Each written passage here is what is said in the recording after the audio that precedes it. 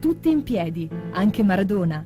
Il gol di Gianfranco Zola, questo scugnizzo che diresti napoletano dalla frangia alle scarpe, invece sardo, riscalda i cuori e offre alla vittoria del Napoli sull'Atalanta i contorni del trionfo.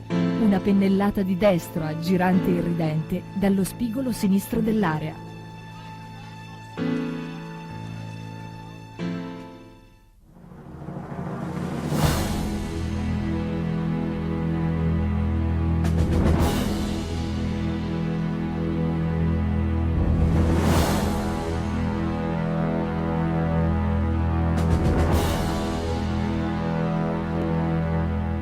Partita che forse non dimenticherai, eh? Ma sicuramente no, resterà a lungo impresso nella mia memoria. Il primo gol in Serie A è un momento di quelli importanti per me. L'avventura di Zola in Serie A inizia nella stagione 1989-90. Alla 14ª giornata, in Napoli-Atalanta, Gianfranco segna il suo primo gol al cospetto di Diego Armando Maradona, che lo osserva dalla panchina. Mi sembra un montaggio giocare contro un Napoli senza Maradona, anche se questo Zola oggi diciamo che non l'ha fatto rimpiangere. Penso che sia il complimento più grande che si possa fare a un ragazzo che si presenta alla grandissima di fronte a questa platea. Il mio primo impatto con Napoli è stato, non dico traumatico, ma quasi, perché ho vissuto fino a 23 anni in realtà piccole, non caotiche.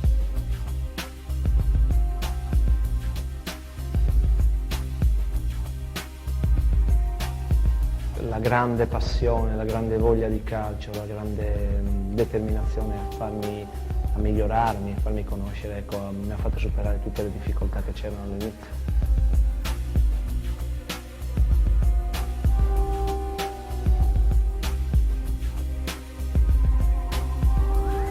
Allora Zola con la maglia numero 10, non è più la maglia di Maradona, è la maglia di Zola, È una cosa esagerata. No, è esageratissimo, assolutamente. È già per me un grosso onore aver sostituito momentaneamente Diego. Ti credi un po' che come Maradona No, non scherziamo neanche, Maradona è il più grande giocatore del mondo. Gli amici. No. Un altro Maradona, Napoli ce n'ha già uno, due, e beh, allora chissà dove arriverà questo Napoli. Ogni calciatore segue un'evoluzione precisa che varia da persona a persona. Il talento di Gianfranco si avvertiva immediatamente. Alla C, passare là, non è facile. Lui ci è riuscito. Non ritengo che essere arrivato in Serie A a 23 anni sia stato penalizzante per me, anche perché le esperienze che ho maturato precedentemente mi hanno permesso di essere già pronto. Magari posso anche avergli dato qualche dispiacere, nel senso che magari lui si sentiva già pronto e io non lo utilizzavo. Ha puntato su di me, voglio dire, quando mancava Maradona all'inizio lui mi faceva giocare. È raro per un giocatore esordire in A e vincere subito lo scudetto. L'impresa riesce a Zola, utilizzato 18 volte dall'allenatore Alberto Bigon. Quel campionato lì cominciò per noi con varie difficoltà, con molte difficoltà, diciamo. I sudamericani venivano dalla loro coppa sudamericana e quindi avevano già un permesso per rientrare tardi, cosa che qualcuno poi prolungò. Tornerà il vostro fuoriclasse oppure no?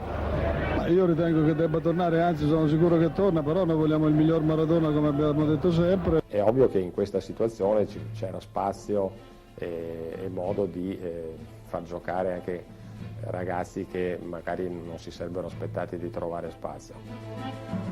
Zola vive da protagonista uno dei momenti topici della corsa allo scudetto.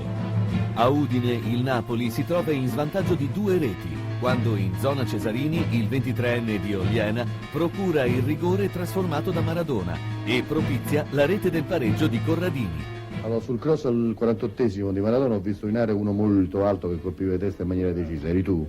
Sì, ero io, perché non lo sapevi? Io sono fortissimo di testa, faccio sempre gol in allenamento. Credo che vincere lo scudetto a Napoli sia una cosa indescrivibile, sono sensazioni fantastiche, credo che quella gente sia veramente unica.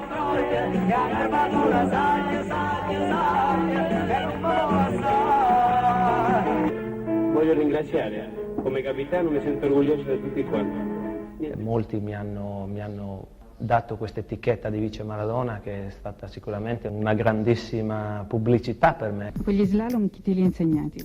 Penso che parte del merito vada anche a Diego, che è stato per me un punto di riferimento e un maestro.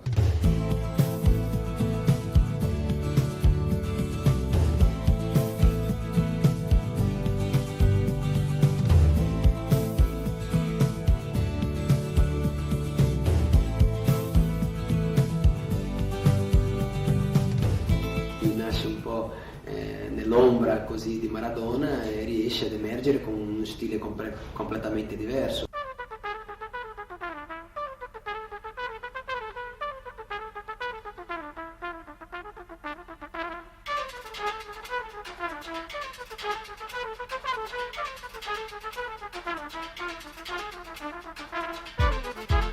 La prima volta che ho incontrato Maradona è stato in ritiro, non mi ricordo dove, fummo messi assieme a palleggiare. Non ti dico l'imbarazzo perché chiaramente per me la Maradona era sempre rappresentato un mito, ecco, e quindi trovarmelo davanti e palleggiare con lui era una cosa indescrivibile. Ma io credo che tra i due si sia creato sin dall'inizio, se non un rapporto specifico di insegnante e di allievo, quantomeno, e questo ne sono certo, una simpatia, un feeling abbastanza naturale.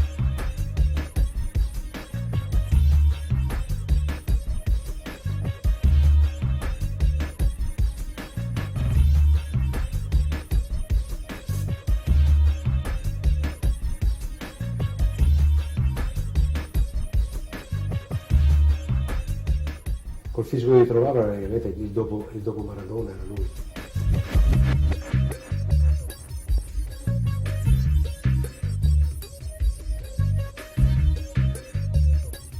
Maradona era molto più potente, però l'istinto e la giocata dei due era abbastanza simile.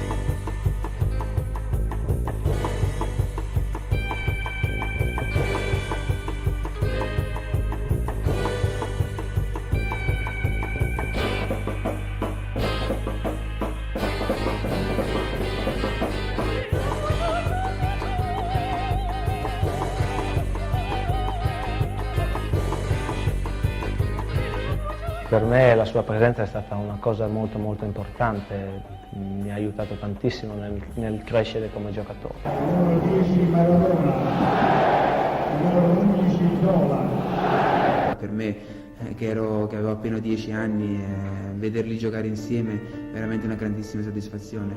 Fare quello che ha fatto Maradona a Napoli era impossibile per Zola, impossibile per chiunque, però io non mi sono mai fatto schiacciare da questa responsabilità, ho sempre cercato di dare il meglio di me stesso, non pretendendo di più di quello che potevo dare. Il lavoro dell'allenatore in quel caso è quello di cercare di dosare, cercare di sfruttare le capacità senza rischiare di bruciare, come si suol dire, queste potenzialità. Il legame tra Maradona e il suo erede viene emblematicamente ribadito nell'ultima apparizione di Diego al San Paolo, il 17 marzo 1991. È proprio infatti Zola a trasformare in gol il suggerimento del suo maestro. Oggi ancora una volta si è sentito il grido di Diego. È una bella cosa, sono veramente contento perché significa che Maradona dalla gente di Napoli, come giusto, è ricordato per quel grande campione, quel grande calciatore che ha dato tanto a questa città. Certo, il secondo anno in generale le cose furono più difficili. Nel secondo anno a Napoli, Zola diventa una pedina importante dello scacchiere di Bigon e va in gol 6 volte. La squadra è però alla fine del suo ciclo virtuoso. Ranieri arrivò subito dopo Bigon e anche lui puntò molto su di me. Puntai su Gianfranco, su Zola, perché sapevo che l'anno prima era entrato in sintonia con i compagni, era entrato in sintonia con i tifosi, e allora dissi al presidente Ferlaino: scommetto io su questo ragazzo, la responsabilità è mia, però dico, è un ragazzo in gamba che ha bisogno soltanto di avere la sua continuità. Nel 1991-92 alla guida del Napoli c'è Claudio Ranieri. L'annata è positiva. Gli azzurri rientrano nel giro delle grandi conquistando il 4° posto e Zola segna 12 gol. Lui è stato un allenatore che mi ha sicuramente indirizzato nella maniera giusta, mi ha permesso di crescere come giocatore. Continuai proprio la fotocopia del Napoli di Maradona, 2 attaccanti e Maradona dietro, 2 attaccanti e Zola dietro.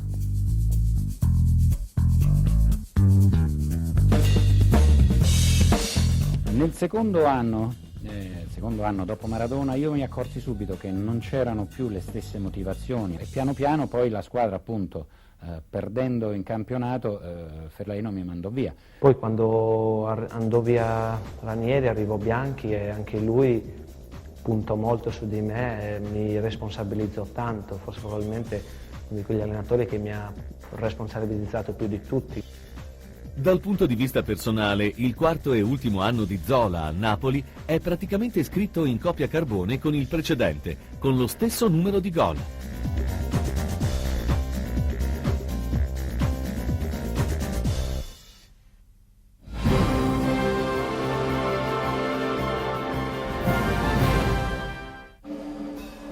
La vittoria del Parma è stata perfino più netta del punteggio. In campo, soprattutto dal secondo tempo, ha recitato una sola squadra. Dall'asse Pin-Brolin-Zola è fluito un gioco tale da poter autorizzare ogni tipo di sogno. Scala ha avuto la conferma, nella serata più brillante, che i meccanismi del suo congegno sono tornati a scorrere.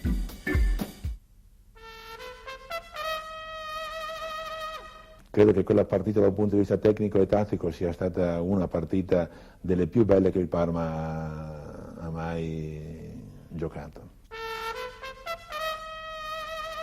Attraversava un ottimo periodo di forma. Cioè noi avevamo perso in casa 1-0 giocando contro un Milan sicuramente superiore a noi. Il primo successo internazionale di Zola avviene a San Siro. Al minuto 17 della ripresa, una sua punizione propizia il gol di Sensini, che pareggia i conti con il match d'andata. Mi ricordo che Gianfranco in quei momenti dava l'impressione ai suoi compagni di essere convinto sempre di vincere.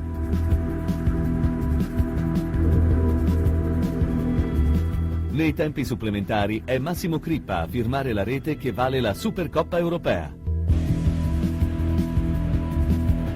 Al suo arrivo a Parma i tifosi lo hanno accolto con slancio tutto partenopeo. Ora la piazza chiede lo scudetto. Penso lui avesse pensato: vado a Parma, vado a giocare sempre, vado con un allenatore che di me ha una stima straordinaria. Io arrivai a Parma con un'etichetta importante, ero il giocatore che avrebbe dovuto far fare il salto di qualità alla squadra. Avevo visto in lui le qualità di un leader. Ragazzi, dai ragazzi, così pensiamo a noi però, Sarà probabilmente Zola, e così, ed è gol, grandissimo gol di Zola. Quella squadra non si identificava per un giocatore o per un altro, era composta da un gruppo solido. Crippa mette subito in mezzo, prova, dichiara, e Zola che mette dentro il 2-0. E Zola ora va a cercare Dichiara per abbracciarlo e ringraziarlo. Lui non aveva bisogno di parlare, lui non aveva una grande dialettica, lui aveva la palla, aveva le gambe, aveva i suoi movimenti che davano agli altri questa sensazione che lui fosse veramente un giocatore straordinario e di cui i compagni potevano fidarsi. Parte il cross di quest'ultimo, la palla è per Zola, il tiro e il gol di Zola. Siamo al 21esimo del primo tempo. La sentivamo nostra questa Coppa, la volevamo in tutte le maniere. Questa è la semifinale di ritorno. All'andata il Parma ha vinto per 2-1. rimontando il gol di Paolo Sergio con Dino Baggio e Aspriglia. Momento importante dunque nella storia del Parma, ormai stabilmente nell'elite del calcio continentale.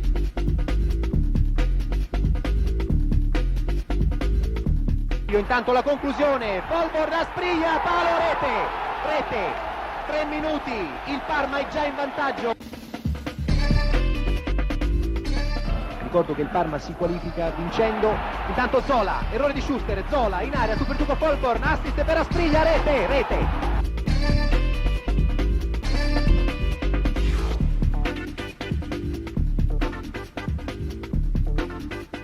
L'invenzione di Zola, straordinario Zola, ritarda il cross a rientrare, scodella per Dino Baggio sul secondo palo, numero eccezionale di Gianfranco Zola. Asprilla, Zola è scattato in posizione regolare, Zola contro Folborn in area, Zola di destro, rete, strepitoso, Zola ha colpito.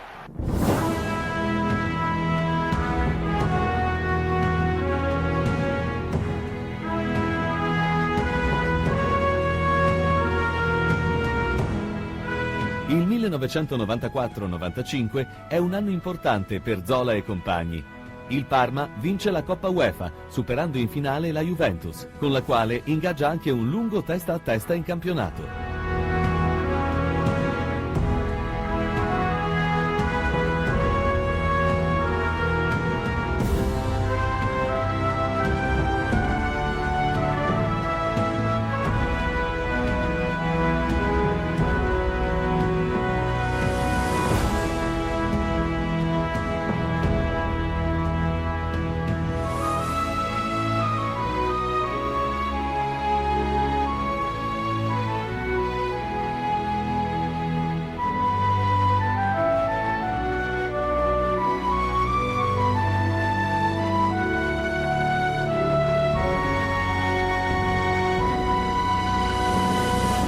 La vittoria in Coppa UEFA in quell'anno ripagò in parte questa amarezza, anche perché col campionato noi pensavamo di poterlo vincere. In campionato il Parma vive una stagione di vertice, soprattutto nel girone d'andata, quando resta a lungo in testa alla classifica e legittima aspirazioni tricolori in un ambiente che ormai si sente pronto per la grande impresa. Se qualcuno temeva che il Parma nell'inseguire sogni da scudetto avesse smarrito la passione per il bel calcio e per lo spettacolo, può dormire tranquillo. Io penso di aver fatto il mio dovere, è stata sicuramente una domenica particolare per me, però così, niente di straordinario, penso che mi auguro che ce ne siano tante altre. Anche perché il carattere di Gianfranco Zola è stare coi piedi per terra. Ah sì, penso che sia giusto, anche perché per vincere un campionato bisogna mai lasciarsi andare ai troppi entusiasmi, ai facili entusiasmi.